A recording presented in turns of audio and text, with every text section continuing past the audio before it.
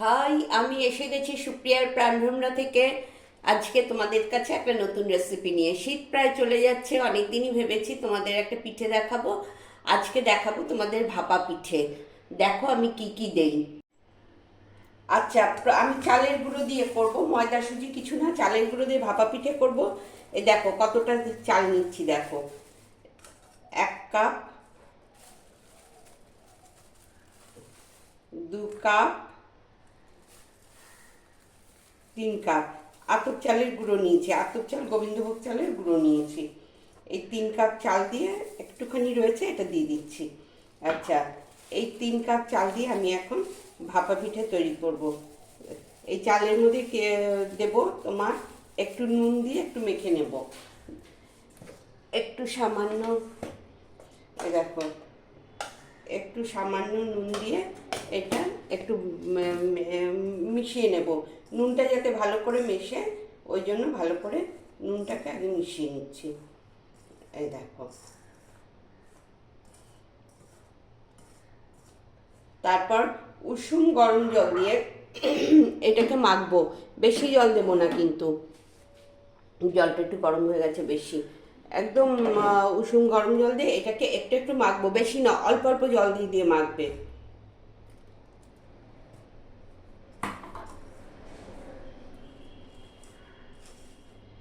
বেশি শুকনো করে ফেলবে না মাখাটা, আবার বেশি ভিজিয়ে ফেলবে না।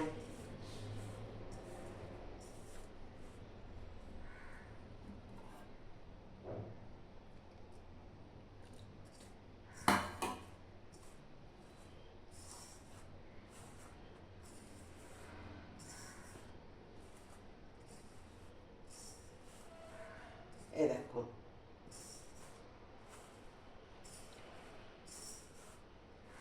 এরমভাবে এটা মেখে নেবে।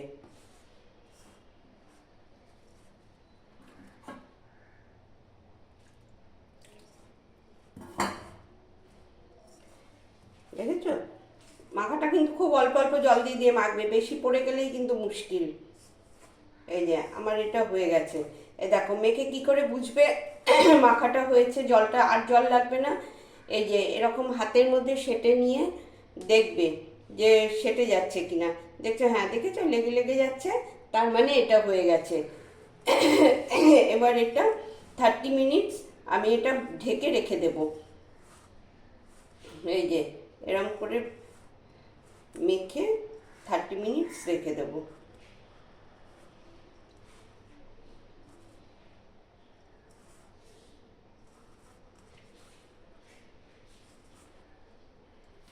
এটা এরকম ঢেকে রেখে দেবো। এবার এই দেখো, এখানে এই ঢাকাটা দিয়ে রেখে দিলাম 30 মিনিটস। এটা এবার ঢাকা থাকবে এখানে এরকম 30 মিনিটস। আর এইখানে আমি ততক্ষণে জলটা চাপিয়ে দেবো। আমি এই গ্যাসে দেখো কড়াইতে একটু জল রেখেছি, কেননা ভাপে তো জলটা গরম হবে, সেই ভাপে হবে। এই জলটা আমি গরম বসিয়ে দিলাম। এই দেখো জলটা গরম হয়ে এসছে, ধোয়া বেরোচ্ছে। আমি এবার এর মধ্যে একটা চালুনির থালা বসিয়ে দিচ্ছি। এইটা দিয়ে ভেপারটা উঠবে। এখন ভেপার উঠলে পিঠেগুলো একটু আঠা আঠা লেগে যাবে, ওই জন্য আমি একটা কাপড় বসিয়ে দিচ্ছি। এই যে এরমভাবে কাপড়টা বসিয়ে দিচ্ছি। এটা গরম হতে থাক, আর আমি ততক্ষণে দেখো কী করি। এই যে এটা 30 মিনিটস হয়ে গেছে। এবার আমি এটাকে ভালো করে চেলে নেব। এই দেখো,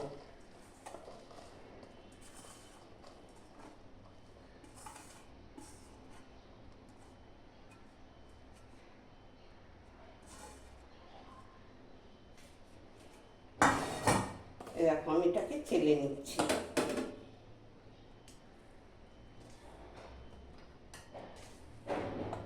এই এরম ভাবে চেলে নিচ্ছি। এই যে আমি চালের গুঁড়োটা ভালো করে চেলে নিয়েছি। এইবার দেখো কি করি। একটু একটু শুকনো চালের গুঁড়ো এরকম ছিটিয়ে দেব, দিয়ে এই যে খানিকটা চালের গুঁড়ো দিয়ে দিচ্ছি।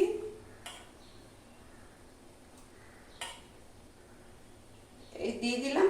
এর মধ্যে দেব নারকেল কোড়া, সামান্য নারকেল কোড়া এর মধ্যে দিয়ে দিচ্ছি। দেখো নারকেল কোড়া দিয়ে দিলাম। তোমরা আমি নারকেল বাড়িতে কুড়িয়েছি, তোমরা নারকেল কোড়া কেনাও দিতে পারো। তার উপর দিয়ে একটু গুড় দিয়ে দিলাম। এই যে গুড়টাকে, খেজুরের গুড়, নতুন পাটালি গুড়, এটাকে ভেঙে গুঁড়ো করে নিয়েছি, নিয়ে একটু গুড় দিয়ে দিলাম। আবার তার উপর আবার একটু চালের গুঁড়ো দিয়ে ঢেকে দিচ্ছি।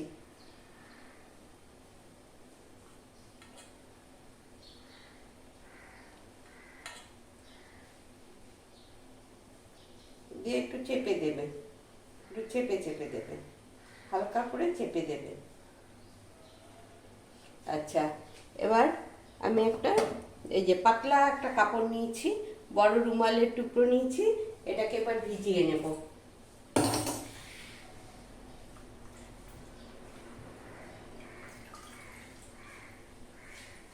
এই দেখো, এটাকে ভিজিয়ে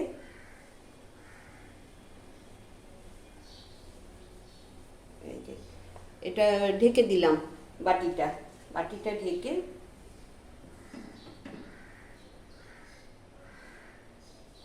এই যে চালুনিটার ওপর পাতলা কাপড় দিয়ে বসিয়েছি, বসিয়ে এই যে বাটিতে নিয়ে ঢেকে দিলাম। দেখেছো তো? এইবার বাটিটা আস্তে করে তুলে দেব।